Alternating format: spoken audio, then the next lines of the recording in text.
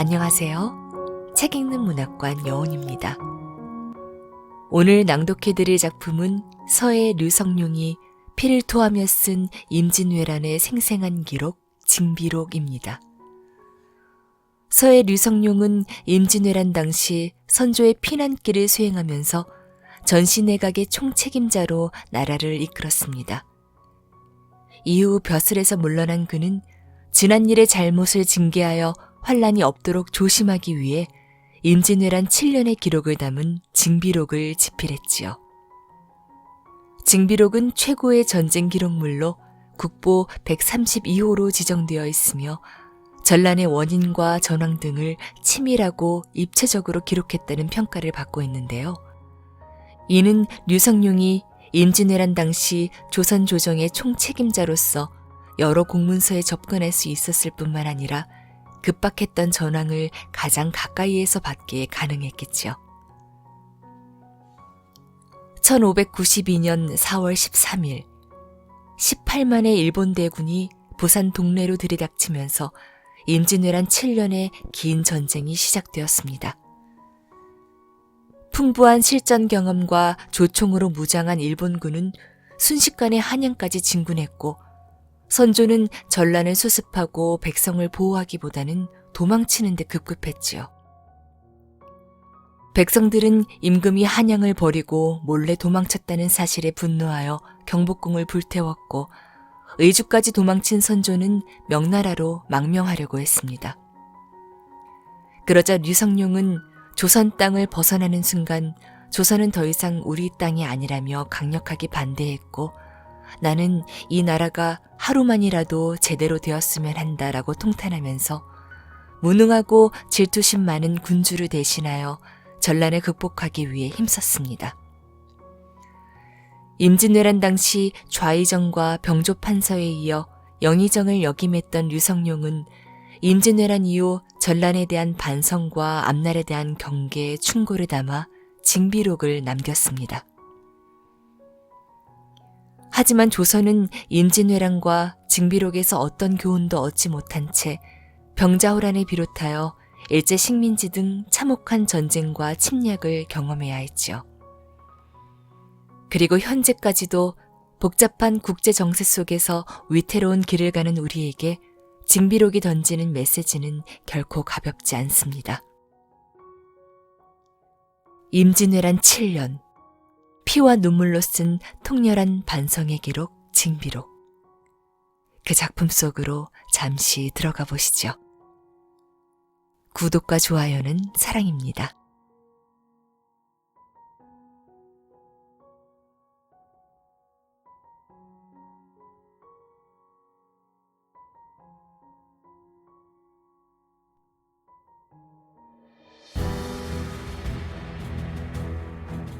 징비록 유성룡 지음 김문정 옮김 발행 더 클래식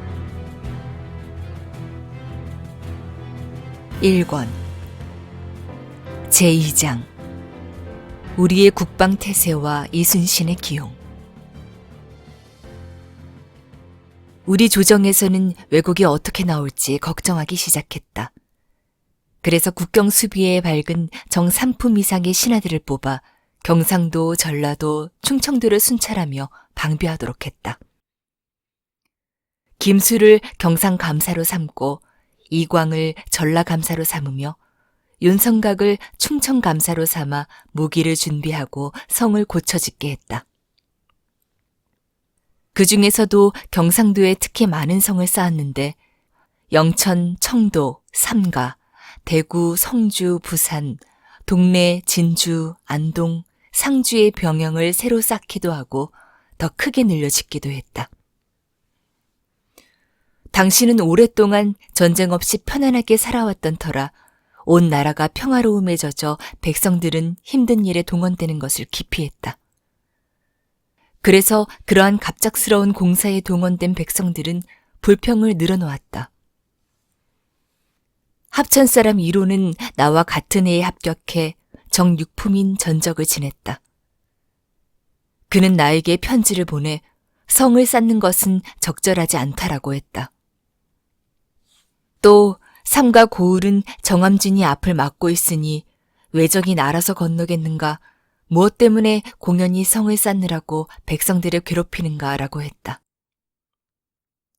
말리나 되는 큰 바다로도 외적을 막아내지 못하는데 허리띠처럼 좁은 강물 한 줄기를 외적이 쉽게 건너오지 못할 것이라고 단정하다니 참으로 어리석은 생각이다.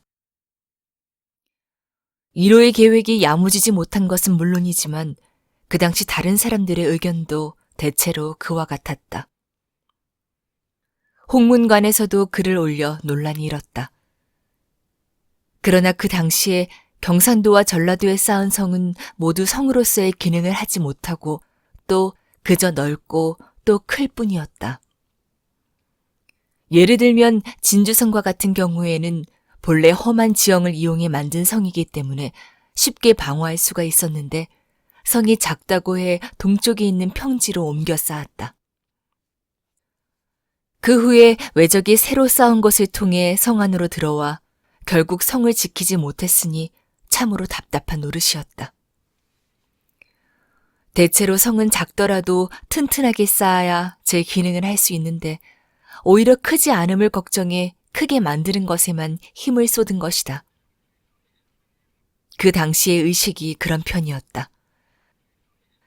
군사 정책에 있어서도 병법 활용, 장수를 선발하는 요령, 군사를 훈련하는 방법 등과 같은 근본적인 문제가 제대로 정돈이 되지 않아서 결국 전쟁에 패하고 만 것이다. 조정에서 정읍 현감으로 있던 이순신을 전라자도 수근 절도사로 삼았다. 이순신은 담력과 지략이 있었으며 말타기와 활쏘기를 잘했다. 일찍이 그는 조산의 만호로 있었는데 그 무렵 북쪽 국경 부근에 분쟁이 많았다. 이순신이 나라를 배반한 오랑캐 우울기내를 계책으로 유인해서 잡은 뒤 병영으로 보내 베어 죽이자 그 후로는 오랑캐들의 침범이 그쳤다. 당시 순찰사 정원신이 이순신에게 두만강 하류 녹둔도에 있는 둔전을 지키도록 했다.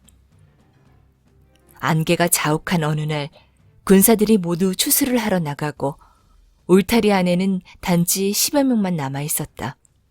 그때 갑자기 오랑캐의 기병들이 사방에서 모여들었는데 이순신이 울타리 문을 닫고 안에서 유협전을 쏘아 적 수십 명을 말에서 떨어뜨리자 오랑캐들은 놀라서 도망쳤다. 이순신은 그것을 보고 울타리 문을 열고 나가 크게 소리치며 추격하자 오랑캐 무리는 혼비백산하고 말았다. 이순신은 오랑캐들이 약탈해 갔던 것들을 모두 되찾아서 돌아왔다. 그 외에도 이순신의 공은 많았다. 그렇지만 그를 추천하는 사람이 없어서 무과에 오른 지 10여 년 만에 비로소 정읍 현감이 되었다. 그 당시 외적이 쳐들어온다는 소식이 나날이 전해지자 임금께서는 비변사의 명을 내리셔서 장수가 될 만한 인재를 추천하라고 명하셨다. 그래서 내가 이순신을 천거했고 드디어 정읍 현감에서 수사로 차례를 뛰어넘어 임명되자 그의 갑작스러운 승진에 대해 의아하게 여기는 이도 있었다. 당시 조정에 있는 무장 중에는 신립과 이일의 이름이 가장 널리 알려져 있었고 경상우병사 조대곤은 나이가 들고 용맹성도 떨어졌으므로 신망을 잃고 있었다. 그래서 나는 경연에서 조대곤 대신 이일을 경상우병사로 삼자고 아뢰었다. 그러자 병조판서 홍여순이 반대하며 뛰어난 장수는 마땅히 한양을 지키게 해야 합니다. 이 일은 보낼 수 없습니다. 라고 했다. 나는 다시 모든 일은 미리 준비해야 합니다. 하물며 군사를 정돈해 방어하는 일은 갑작스럽게 처리할 수 없습니다. 적이 쳐들어오면 결국 이 일을 보내지 않을 수 없으니 이왕 보내려면 차라리 하루라도 일찍 보내 준비시킴으로써 적의 침략에 대비하는 것이 유리할 것입니다. 일이 닥치고 나서 갑자기 다른 곳에 장수를 내려보낸다면 그 도의 사정에도 밟지 못하고 또한 군사들 각각의 능력도 알지 못하니 이것은 군사 전략이 없는 것이므로 반드시 후회하게 될 것입니다. 라고 아뢰었으나 임금께서는 대답이 없으셨다. 나는 또 비변사를 비롯한 여러 사람들과 의논하고 예전에 시행했던 진관법을 되살려서 군사를 배치하자고 아뢰었는데 그 내용은 대략 다음과 같다. 우리나라 건국 초기에는 각 도의 군사들이 모두 진관에 나누어 소속되어 있어 무슨 일이 생기면 진관이 진에 소속된 읍의 군사들을 통솔하도록 했다. 경상도의 경우를 예로 들면 김해, 대구, 상주, 경주, 안동, 진주 그렇게 6곳이 진관으로 되어 있으니 설사 적병이 쳐들어와 한 진이 싸움에서 패하더라도 다른 진이 차례로 군사들을 다잡아 굳게 지켰기 때문에 한꺼번에 무너지지는 않는다. 그런데 지난번 을묘년의 외변 후에 김수문이 전라도에 있으면서 처음으로 군사 편제를 개정하기 시작했다. 도내에 여러 고을을 나누어 순변사, 방어사, 조방장, 도원수와 그 도의 병사, 수사에게 나누어 소속시키는 방식인데 그것을 재승방략이라고 했다. 다른 여러 도에서도 모두 이를 본받았다. 그리하여 진관이라는 명칭은 남아있으나 실제로는 서로 연결이 잘 되지 않았으므로 위급한 사태가 생기면 군사들이 한꺼번에 출동하게 되고 장수도 없는 군사들이 들판 가운데 모여 천리 밖에서 장수가 오기만을 기다리게 된 것이다. 만약 장수가 제때에 오지 않고 적군의 선봉이 먼저 닥친다면 군사들은 패전할 수밖에 없다. 군대가 한번 무너지면 다시 수합하기가 어렵다. 그 뒤에 장수가 오더라도 누구와 함께 전투를 하겠는가? 그러니 선조들이 썼던 진관법을 재정비하는 것이 좀 더 유리할 것이다. 이 제도는 평상시에는 훈련을 시키기 쉽고 일이 생겼을 때에는 병사를 즉시 불러 모을 수가 있으며 또 가까이 있는 진과 관이 서로에게 힘이 되어 갑자기 맥없이 무너지는 지경에 이르지 않을 것이다. 이 사안을 경상도에 내려보내자 경상감사 김수는 재승방략을 시행해 온 지 오래되었으니 갑자기 바꿀 수는 없습니다. 라고 했다. 결국 나의 건의는 폐기되고 말았다. 1592년 임진년 봄에 신립과 이일을 파견해 지방의 수비 세트를 순시하도록 했다. 이일은 충청도 전라도로 가고 신립은 경기도 황해도로 가서 한 달이 지난 뒤에야 돌아왔는데 점검한 것은 활, 화살, 창, 칼 같은 것뿐이었다. 각 고을에서는 그저 문서의 형식만 갖추어 법을 피하려고만 하고 방어에 관해 달리 좋은 계책이 없었다. 신립은 본래 성질이 잔인하고 포악하다는 평판이 있었다. 그는 가는 곳마다 사람을 죽여 자신의 위험을 세웠다. 각 고을의 수령들이 그를 두려워해 백성들로 하여금 그가 지나갈 길을 닫게 하고 연회도 지나칠 정도로 베푸니 어떤 대신들의 행차도 그보다는 못할 정도였다. 지방 순시를 마치고 돌아와 임금께 보고했다. 4월 초하루에 신립이 집으로 나를 찾아왔다.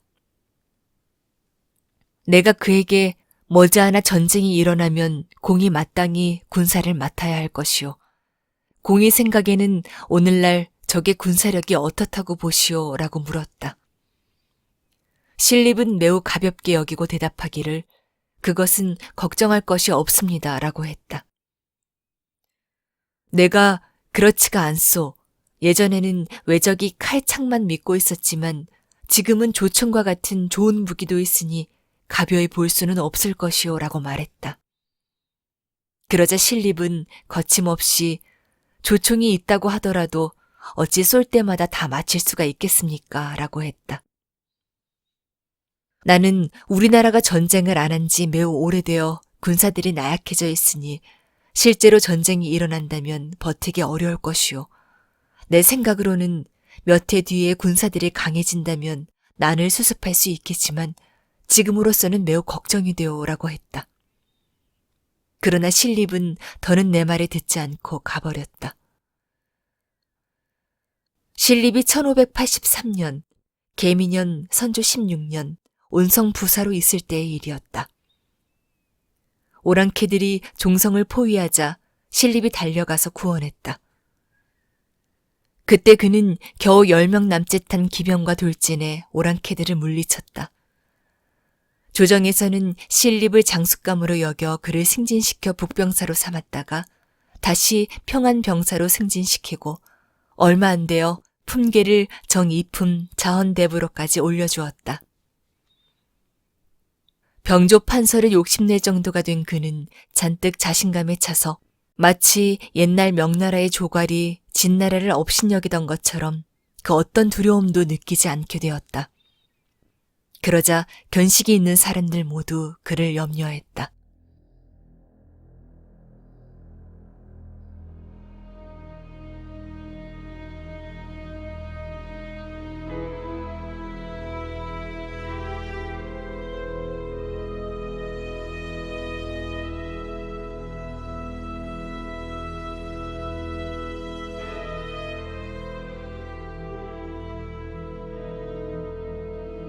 제3장 임진왜란의 발발과 서전의 붕괴. 왕명으로 경상 우병사 조대곤을 해임하고 승지 김성일이 그를 대신하게 하자 비변사가 김성일은 문신이므로 이러한 때 장수로서의 임무에는 적합하지 않습니다라고 아뢰었으나 임금께서는 듣지 않으셨다. 김성일은 결국 하직 인사를 드리고 임지로 떠났다.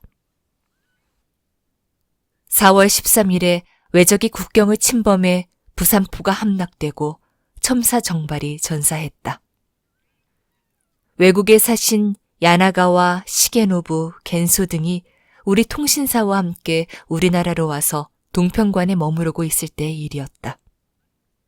비변사에서 황윤길과 김성일 등이 그들에게 술자리를 베풀어 위로하면서 그 나라의 정세를 살핀 다음 방비할 계책을 마련하자고 임금께 청하자 이를 허락하셨다. 김성인이 동평관에 이르자 겐소가 명나라가 오랫동안 일본과 관계를 끊고 조공할 길을 터주지 않아 도요토미 히데요시가 그것을 분하게 여겨 전쟁을 일으키려고 합니다. 그러니 조선에서 먼저 그러한 사정을 명나라에 알려 조공할 길이 열리게 된다면 조선도 평안할 것이고 일본 66주의 백성 또한 전쟁의 고통을 면하게 될 것입니다라고 은밀하게 말했다. 이에 김성일 등이 대의로서 그들을 책망하고 타이르자 겐소는 더욱 방자하게 굴며 예전에 고려가 원나라 군사를 인도해서 일본을 공격한 적이 있는데 일본이 조선의 원수를 갚으려고 하는 것은 당연한 일입니다. 라고 거칠게 말했다. 그런 일이 있은 뒤로 다시는 그들을 방문하지 않았고 얼마 후 야나가와 시게노부와 겐소는 돌아가 버렸다. 1591년 신묘년 선조 24년 여름에 소 요시토시가 또 부산포에 와서 그곳 장수들에게 일본이 명나라와 외교관계를 맺고자 하는데 조선이 그 뜻을 명나라에 전한다면 다행스러운 일이나 그렇지 않다면 두 나라의 우호관계는 장차 깨지게 될 것입니다. 이것은 중대한 일이기 때문에 미리 와서 알리는 것입니다. 라고 말했다. 장수들이 그것을 조정에 알렸으나 당시 조정의 여론은 외국의 통신사를 파견한 것이 잘못이었다고 후회하고 또 그들의 무례함을 탓할 뿐 회답하지 않았다. 소 요시토 씨는 10일 넘게 배를 대고 머물러 있다가 불쾌한 마음을 안고 돌아가 버렸다. 그 뒤로는 외인들이 들어오지 않았다. 부산포와 외관에 머물던 외인들도 차츰 제나라로 돌아가 관이 거의 텅 비게 되자 사람들은 그를 이상하게 여겼다. 4월 13일 외적의 군함이 대마도로부터 새까맣게 바다를 덮으며 몰려와 그 끝이 보이지 않을 정도였다. 부산 첨사 정발은 마치 부산 앞바다에 있는 저령도에 나가 사냥을 하다가 그 광경을 보고는 허둥지둥 성으로 들어왔다. 그러나 왜적은 이미 상륙해 사방에서 구름같이 모여들었고 삽시간에 성이 함락되고 말았다. 경상좌수사 박홍은 적의 세력이 너무나 큰 것을 보고 감히 군사를 움직여 싸워볼 엄두도 내지 못한 채 성을 버리고 달아나 버렸다. 왜군은 군사를 나누어 서평포와 다대포를 함락시켰고 다대포 첨사 윤홍씨는 힘껏 싸우다가 전사했다. 경상좌병사 이각은 그 소식을 듣고 병영에서 동네로 들어왔는데 부산포가 함락되었다는 소식을 접하자 몹시 당황한 기색이 역력했다. 그는 다른 부대와 협공을 논의하겠다고 핑계를 대고 성에서 나가 소산역으로 물러나 진을 쳤다. 부사 송상현이 자신과 남아서 함께 성을 지키자고 했으나 이각은 듣지 않고 성을 나갔다. 15일 왜적은 동네 성에 바싹 다가왔다. 송상현이 성의 남문에 올라가서 반나절 동안 군사들을 지휘했으나 성은 함락되었고 송상현은 꿋꿋하게 앉은 채 적의 칼을 받고 죽었다. 웬들도 그가 목숨을 걸고 성을 지키려 한 정신을 높이사 그의 시체를 관에 넣어 성 밖에 묻고는 표지를 세워주었다. 동네 성이 무너지자 다른 고을은 풍문만 듣고도 무너지기 시작했다. 밀양부사 박진은 동네에서 빨리 돌아와 작원의 좁은 길을 막고 적을 방어하고자 했다. 적은 양산을 함락시키고 작원으로 몰려와서 그곳을 수비하는 우리 군사들을 피해 산의 배후에 붙었다. 그러고는 개미떼처럼 우르르 밀고 내려왔고 우리 군사들은 순식간에 무너졌다. 이에 박진은 밀양으로 서둘러 돌아가서 군기 창고에 불을 놓아 병기와 창고를 태우고는 성을 버리고 산으로 들어갔다. 이각은 다시 병영으로 돌아와서 제일 먼저 자신의 첩을 성에서 필환시켰다. 성 안의 인심은 흉흉해지고 군사들은 하룻밤 사이에도 몇 번이나 술렁거렸다. 이각은 결국 새벽녘에 도망쳐버렸고 많은 군사들이 뿔뿔이 흩어지고 말았다. 왜적은 길을 나누어 승승장구 여러 고을을 잇따라 함락시켰다. 그러나 우리 중 누구도 맞서 싸우는 자가 없었다. 김해부사 서해원은 성문을 닫고 성을 지켰다. 적이 성 밖에 있는 보리를 베어 참호를 메우니 보리단의 높이가 성과 같아져 적은 그것을 딛고 들어왔다. 초계 군수는 먼저 도주해버렸고 서해원도 뒤따라 도망치니 성은 결국 함락되고 말았다. 순찰사 김수는 진주성에서 적이 침범했다는 소식을 들었다. 그는 말을 타고 동네 성으로 향했으나 중도에서 적병이 가까이 왔다는 소식을 접했다. 더 나아가지 못하게 된 그는 우도로 갔다. 그곳에서 그는 겨우 모든 고을에 경문을 보내 백성들에게 적을 피하라고 권고할 뿐이었다. 그 일로 온 고을이 텅 비게 되었고 어떤 대응도 할 수 없었다. 용궁 현관 우복룡이 마침 고을의 군사를 거느리고 병영으로 가고 있었다. 영천에 이르러 길가에서 식사를 하고 있었는데 그때 방어사에 소속되어 상도를 향해 가는 하양의 군사 수백 명이 그 앞을 지나갔다. 우복룡은 군사들이 말에서 내리지 않은 채 자신의 앞으로 지나가는 것을 괘씸하게 여겼다.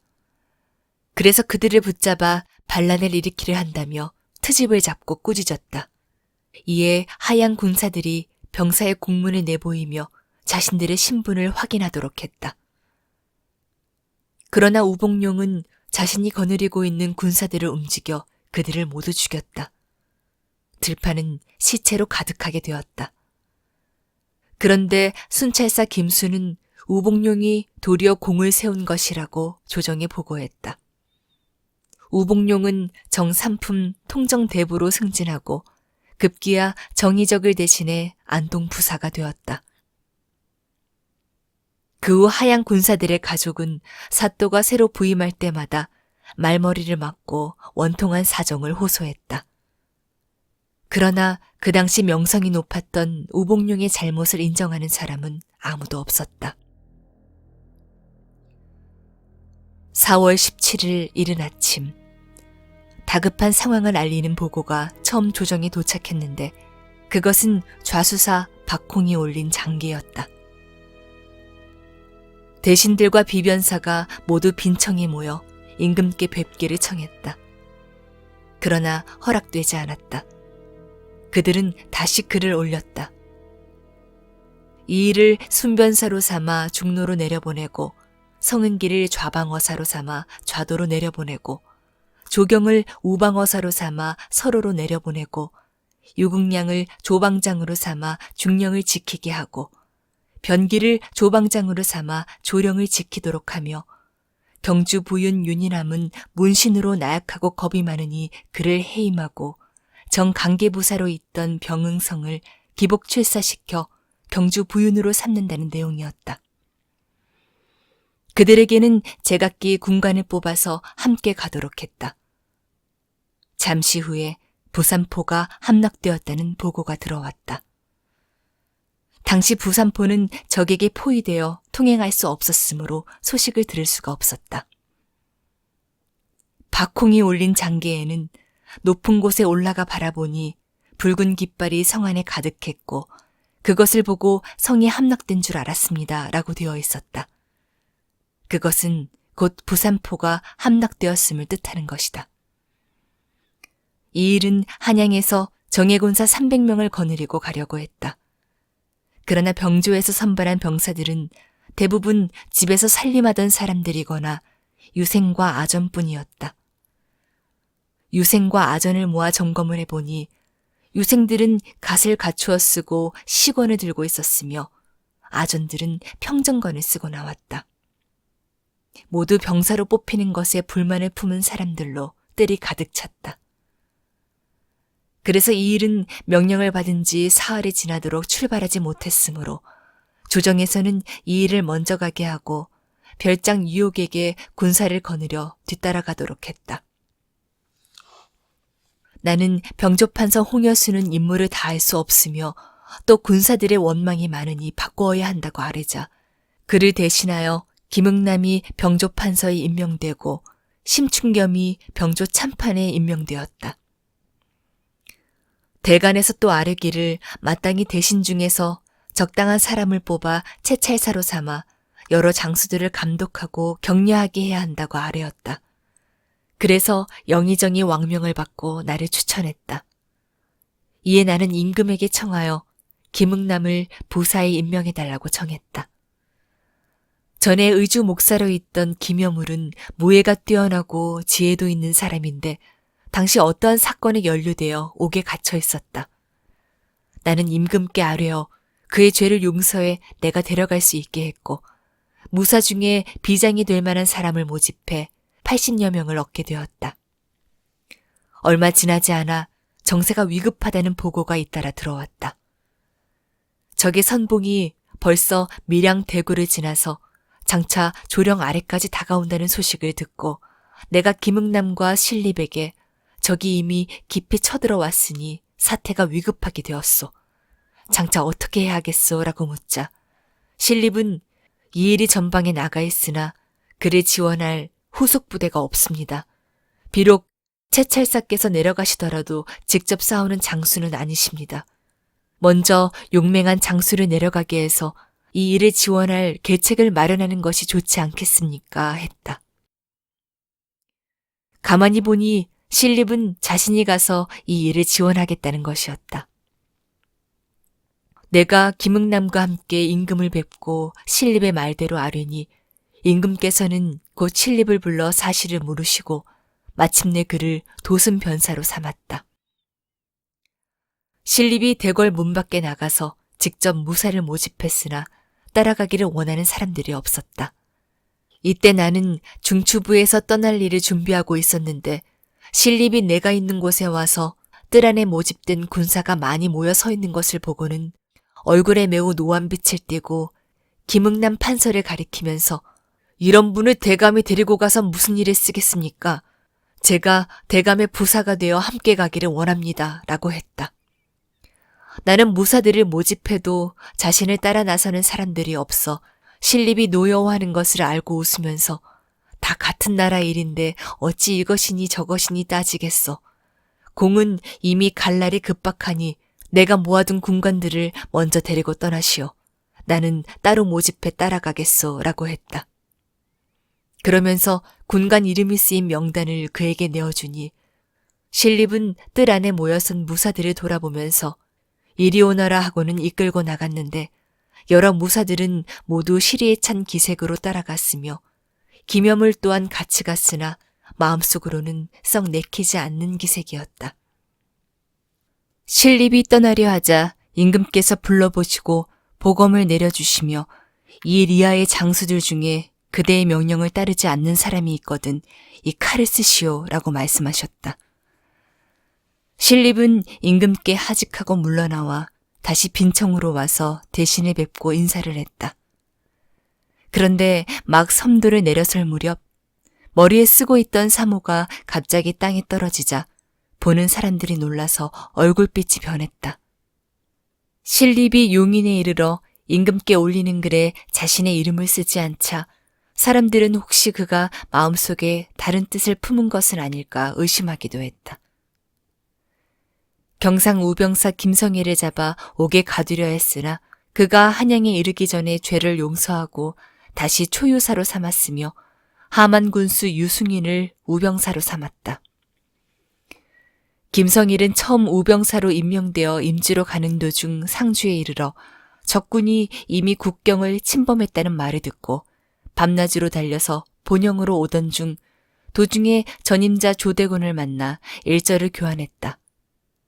당시 적군은 벌써 김해를 함락시키고 군대를 나누어 우도의 여러 고을들을 노략질하고 있었는데 김성일이 나아가서 적군과 만나니 부하인 장수와 군사들이 달아나려고 하자 김성일이 말에서 내려 호상에 걸터 앉아 꼼짝도 않고 군관 이종희를 불러 너는 용사이니 적을 보고 먼저 물러서서는 안 될 것이다 라고 했다. 이때 적군 한 명이 새로 만든 탈을 쓰고 칼을 휘두르면서 뛰어나오자 이종인이 말을 달려나가서 화살 하나를 쏘아 죽이니 여러 적들이 뒤로 물러나 달아나고 감히 앞으로 나오지 못했다. 김성일이 흩어진 군사들을 불러 모으고 여러 고을의 경문을 보내 적을 견제할 계책을 세웠다. 그러던 참에 임금께서는 김성일이 전에 일본에 사신으로 갔다가 돌아와 외적이 쉽게 올 것 같지 않다고 말해서 인심을 해이하게 하고 나라 일을 그르쳤다고 하여 의금부 도사를 보내어 잡아오도록 명했으므로 일이 장차 어떻게 될지 알 수 없었다. 경상감사 김수가 김성일이 체포되어 한양으로 간다는 말을 듣고 길가로 나가 작별했는데 김성일은 말토와 안색은 몹시 흥분되어 있었으나 진심으로 나라를 걱정하는 마음이 북받쳐 개인적인 문제에 대해서는 한마디도 말하지 않고 오직 김수에게 힘을 다하여 적을 치라고 격려하니 이것을 본 늙은 아전 하자용이 감탄하여 자신이 죽는 것을 걱정하지 않고 오직 나라 일만을 근심하니 참으로 충신이요 라고 했다. 김성일이 직산에 이르자 임금께서는 노여움을 푸셨다. 그리고 김성일이 경상도 백성과 군사들의 신임을 얻고 있는 것을 알고서 그의 죄를 용서하고 우도 초유사로 삼아 도내의 백성들을 잘 타일러 군사를 일으켜 적을 토벌하도록 했다. 이때 유승희는 싸움에서 세운 공로가 있었으므로 등급을 뛰어넘어 군수에서 병사로 임명되었다. 첨지 김륵을 경상좌도 안집사로 삼았다. 당시 감사 김수는 우도에 있었으나 적병이 좌도로 통하는 길에 쫙 깔려 있어서 좌도와는 소식이 서로 통하지 않았으므로 수령들이 모두 관직을 버리고 달아나고 이에 따라 민심도 흩어져 있었다. 조정에서는 이러한 소식을 듣고 김륵이 영천 사람이므로 경상도의 사정을 잘 알 테니 백성들을 안정시키고 수습할 수 있을 것으로 여겨 임금께 아뢰어 보내도록 했다. 김륵이 좌도에 도착하자 백성들이 비로소 조정의 지시를 따라 차츰 다시 모여들었는데 영천 풍기 두 고을에는 다행히 적군이 오지 않았음에도 의병들이 많이 일어났다고 한다. 적군이 상주를 함락시키니 순변사 이일은 패전하여 달아나 충주로 도망쳤다. 처음에 경상도 순찰사 김수는 적이 침략했다는 소식을 듣고 즉시 재승방략의 편제법대로 각 고을에 공문을 보내서 각각 소속 군대를 거느리고 약속한 곳에 모여 주둔하고서 한양에서 오는 장수가 도착하기를 기다리게 했다. 이 지시에 따라 문경 이남의 고을 수령들은 모두 각자의 군사를 거느리고 대구로 나아가서 냇가에서 노숙하면서 순변사가 오기를 기다렸는데 며칠이 지나도 순변사는 오지 않고 적군은 점점 가까이 왔다. 군사들은 놀라서 술렁거리고 때마침 큰 비가 와서 옷이 모두 젖고 양식까지 떨어지자 군사들은 밤중에 모두 흩어져 달아났으며 수령들도 겨우 자신의 몸만 빠져나와 도망쳤다. 이때 순변사가 문경에 들어왔을 때에는 고을 안이 이미 텅 비어 한 사람도 보이지 않았다. 순변사는 손수 창고의 곡식을 꺼내어 자신이 거느리고 온 사람들에게 먹이고 나서 함창을 거쳐 상주에 도착했다. 상주 목사 김해는 철참에서 순변사를 바라지 한다고 핑계를 대고는 산속으로 도망쳐버렸고 판관 권길이 홀로 남아 고을을 지키고 있었다. 이 일은 군사를 집합시켜두지 않았다는 이유로 권길을 책망하고 뜰에 끌어내어 목을 베려고 했다. 권길은 자신이 나가서 군사를 불러 모아오겠다고 애원하여 겨우 죽음을 면했는데 밤새도록 마을을 수색한 끝에 이튿날 아침에 수백 명을 데리고 왔으나 모두 농민들 뿐이었다.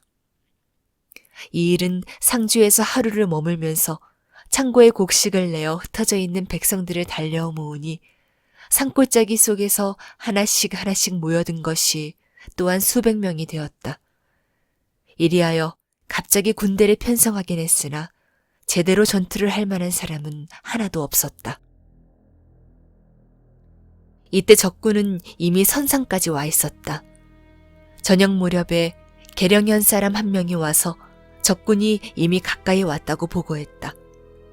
그러나 이 일은 여러 사람의 마음을 혼란스럽게 만든다고 해서 그 사람의 목을 베려고 했는데 그 사람이 하소연하며 외쳐 말하기를 원컨대 저를 우선 옥에 가두어 두었다가 내일 아침까지 적군이 오지 않거든 그때 나를 죽여도 늦지 않을 것입니다. 라고 했다. 이날 밤에 적군은 이미 장천에 와서 진을 치고 있었으니 장천은 상주와의 거리가 불과 20리밖에 되지 않는데도 이 일의 군중에는 척후병도 세우지 않았기 때문에 적군이 이렇게 가까이 오는 것을 알지 못했다. 이튿날 아침에 이 일은 그래도 적군이 오지 않는다고 말하고 그 계령 사람을 옥에서 끌어내어 목을 베어 죽이고는 여러 사람 앞에 돌려보였다. 그리고 나서 이 일은 상주에서 모은 백성들과 한양에서 온 장수와 군사를 합하여 겨우 800~900명을 거느리고 상주의 북쪽 냇가에서 진치는 법을 가르쳤다. 산을 의지하여 진을 치고 진 한가운데 대장계를 세운 다음 이 일은 갑옷을 입고 큰 깃발 아래에서 말을 타고 섰으며 종사관 윤섬 박지와 판관 권길과 사근찰방 김종무 등은 모두 말에서 내려 이 일의 탄 말 뒤편에 서 있었다. 조금 후에 몇 사람이 숲속에서 나와 이리저리 거닐면서 이 편을 바라보다가 돌아가자 여러 사람들이 적군의 척후인가 의심했으나 앞서 계령 사람이 당한 일 때문에 겁을 먹고 아무도 감히 이 일에게 알리지 못했다. 조금 지나서 성 안을 바라보니 여러 곳에서 연기가 일어나므로 이 일은 그제야 군관 한 사람을 보내 탐지하도록 했다. 그 군관은 말을 타고 역졸 2사람에게 곱비를 잡히고 천천히 가는데 미리 다리 밑에 숨어있던 외적이 조총으로 군관을 쏘아 말에서 떨어뜨리고 머리를 베어 달아나니 우리 군사들이 이것을 바라보고 기가 꺾여버렸다. 잠시 후에 적군이 대대적으로 몰려왔고 조총 10여 개를 가지고 쏘아대니 총에 맞은 사람은 곧바로 쓰러져 죽었다. 이 일은 다급하게 군사들을 불러 활을 쏘게 했으나 화살이 겨우 수십 보 밖에서 떨어지므로 적을 죽일 수가 없었다. 적군은 이미 좌우 두 갈래로 갈라져서 깃발을 들고 아군을 앞뒤에서 포위하며 몰려왔다. 이 일은 일이 다급한 것을 알고 말을 급히 돌려서 북쪽으로 달아나니 군사의 대열은 걷잡을 수 없이 크게 혼란스러워졌고 모두가 스스로의 목숨을 부지하기 위해 도망쳤으나 살아 돌아간 사람은 몇몇에 지나지 않았고 종사관 이하 미처 말에 올라타지 못한 사람들은 모두 적군에게 살해되었다. 적군은 이 일을 바짝 추격해갔다. 이 일은 다급한 나머지 말을 버리고 옷을 벗어버린 채로 머리를 풀어 헤치고는 알몸으로 달아났다. 그는 문경에 이르러서야 종이와 붓을 찾아 패전한 상황을 임금께 보고하는 장계를 올리고는 물러나서 조령을 지키고자 했다가 신립이 충주에 주둔하고 있다는 소식을 듣고는 마침내 충주로 달려갔다. 우의정 이양원을 도성을 지키는 수성대장으로 삼고 이전과 변원수를 각각 경성의 좌의장과 우의장으로 삼았으며 상상군 박충관을 경성 순검사로 삼아 도성을 경비하게 했고 상중인 김명원을 불러들여 도원수로 삼아 한강을 지키도록 했다. 이때 이미 이 일이 패전했다는 보고가 들어오니 한양의 인심도 흉흉해져서 임금과 측근 사이에서는 한양을 버리고 떠나자는 의견까지 있었으나 조정에서는 이를 알지 못하고 있었다. 이마 김응수가 빈청에 와서 영의정과 귀옛말을 주고받고는 나갔다가 다시 왔다. 이를 본 사람들은 수상하게 생각했는데 이는 영의정이 그때 사복시 제조의 일을 맡고 있었기 때문이었다. 도승지 이양복이 손바닥에다 영강문 안에 말을 세워라라고 6글자를 써서 나에게 보였다. 대관들이 영의정이 나라 일을 그르친다고 탄핵하고 그를 파면시켜야 한다고 청했으나 임금께서는 듣지 않으셨다. 임금의 친족들이 한문 밖에 모여들어 통곡하면서 한양을 버리지 말라고 애원했으며 영부사 김기영은 더욱 흥분하여 여러 대신들과 함께 궁중으로 들어가 임금을 뵙고 끝까지 한양을 굳게 지키자고 청하고 또 한양을 버리자고 앞장서서 주장하는 자는 곧 소인이다 라고 말했다.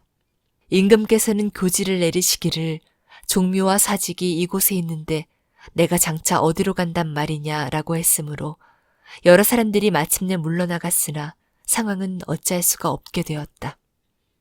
백성들과 공사 노비 각 관아의 아전 그리고 삼위사의 소속의 인원들을 뽑아서 성 위에 쌓은 담을 나누어 지키게 했는데 지켜야 할 성첩은 3만여 개가 넘었는데도 성을 지키는 인원은 겨우 7,000명 뿐이었고 더구나 대부분 오합지졸이어서 모두 기회만 있으면 성벽을 넘어서 도주할 생각만 하고 있었다.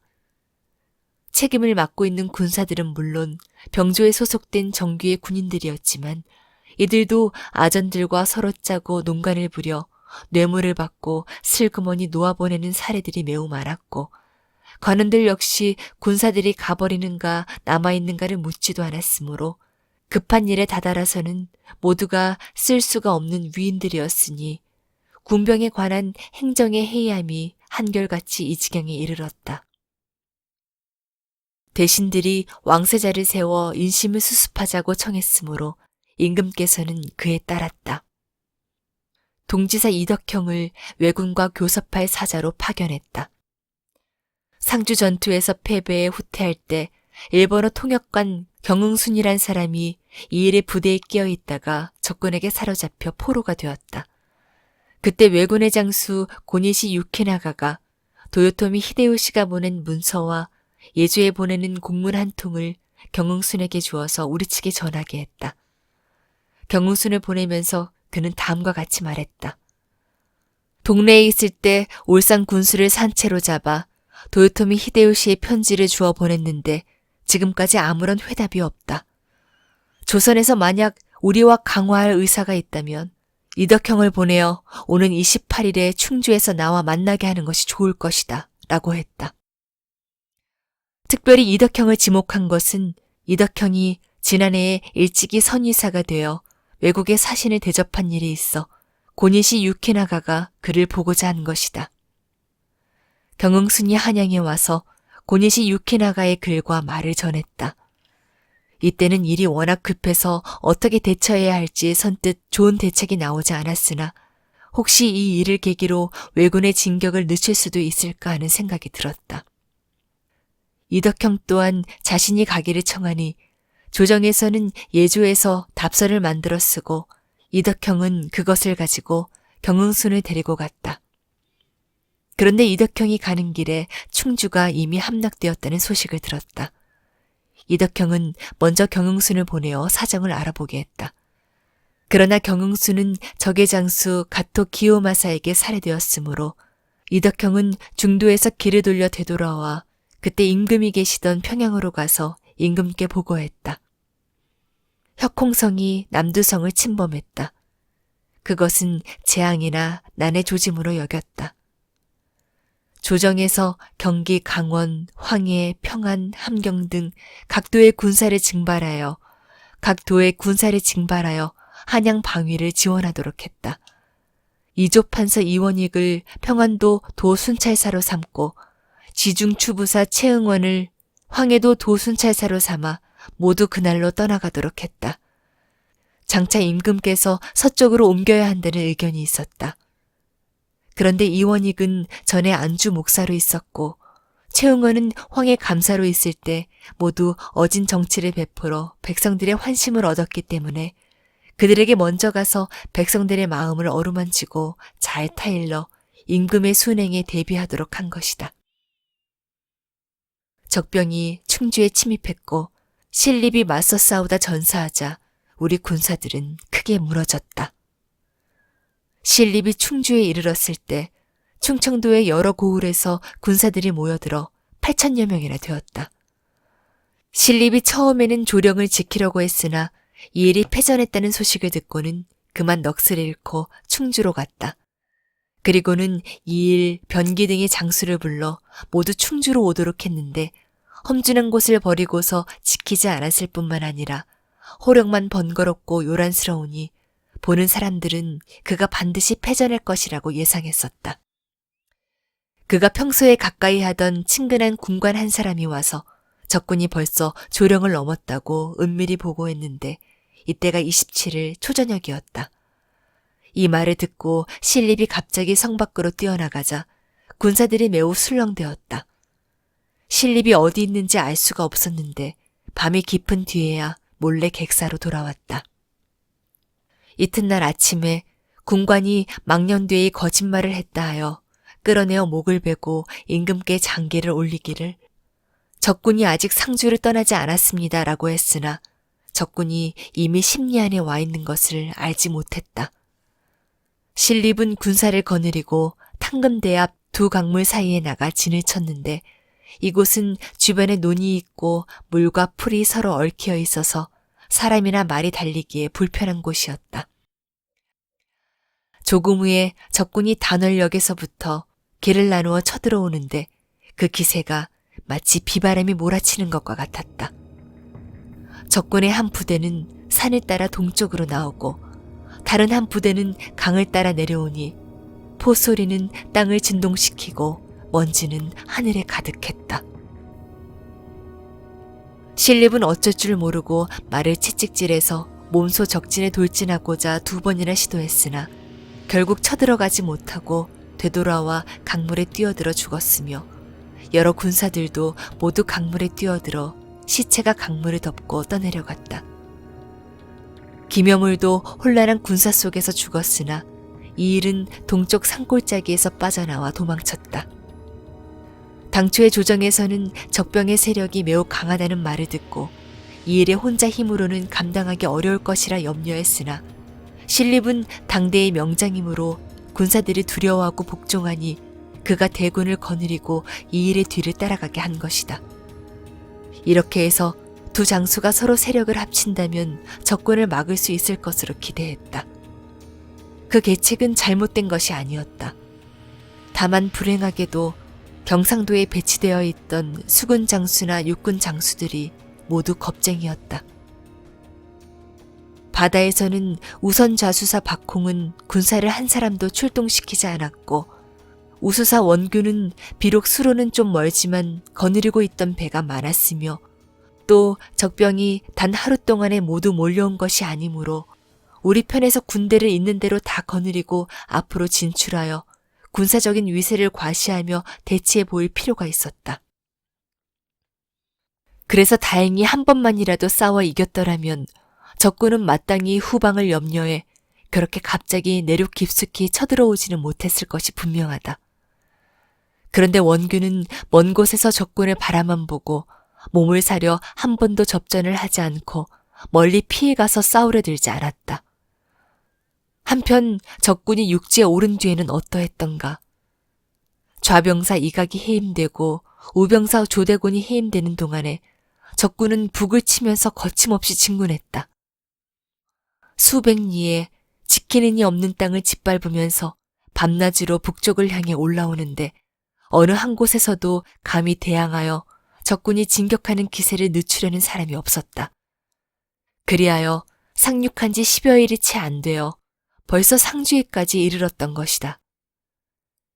여기에 이 일은 다른 곳에서 온 장수로 거느리고 온 군대도 없이 졸지에 적과 서로 싸우게 되니 처음부터 대적할 처지가 되지 못했다.